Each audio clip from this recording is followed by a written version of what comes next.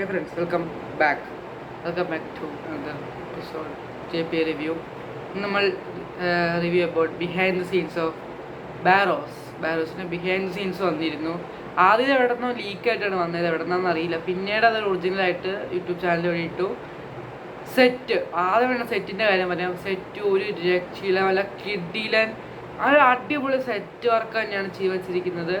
കൂടുതൽ കാര്യത്തിന് പുറത്ത് വിട്ടിട്ടുള്ള മിക്കതും ഹൈഡ് ചെയ്തിട്ട് തന്നെയാണ് ഇട്ടിരിക്കുന്നത്. എന്നാൽ പോലും അത്യാവശ്യം കാര്യം പുറത്തിറക്കിയിട്ടുണ്ട്, അത്യാവശ്യം കാര്യം ഹൈഡ് ചെയ്ത് വെച്ചിട്ടുണ്ട്. നല്ല കാര്യമായിട്ട് തോന്നി. കാരണം കണ്ട് മനസ്സിലാക്കുന്ന കുറേ സംഭവങ്ങളുണ്ട്. പിന്നെ ലുക്കായാലും ആ മൊട്ടത്തിൽ നേരത്തെ കണ്ടതാണ് ലുക്കൊക്കെ.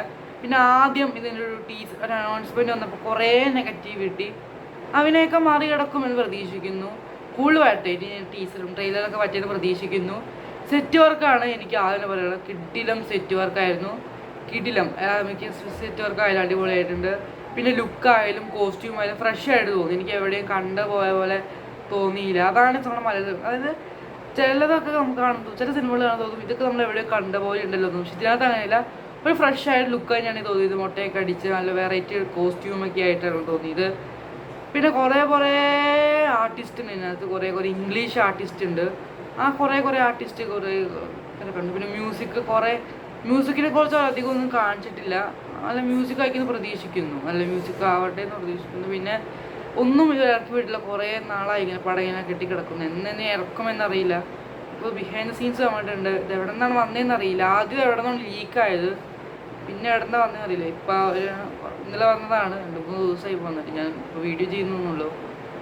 ബാക്കിയെല്ലാം വെച്ച് നോക്കുമ്പോൾ ക്യാമറ ഇതൊക്കെ ആയാലും കുറേ എഫേർട്ട് കാണാൻ പറ്റും നമുക്ക്. കുറേ എഫേർട്ടും കുറേ എന്തൊക്കെയോ ഡ്രീമായിരുന്നു. അതായത് ഒരിക്കലും നമ്മൾ കാണാത്ത രീതിയിലുള്ള ഫാൻറ്റസി എന്ത് കാണുന്നു. അതായത് നമ്മൾ ഇതുവരെ ആയിട്ടായിട്ടും മലയാളത്തിൽ കാണാത്ത ഫാൻറ്റസീനെ മോഹൻലാൽ കൊണ്ടുവരും പ്രതീക്ഷിക്കുന്നു. അപ്പോൾ ചെറിയ വീഡിയോ ആണ് ബിഹൈൻഡ് ദ സീൻസിൻ്റെ റിവ്യൂ, എൻ്റെ ഒപ്പീനിയൻ മാത്രമാണ്.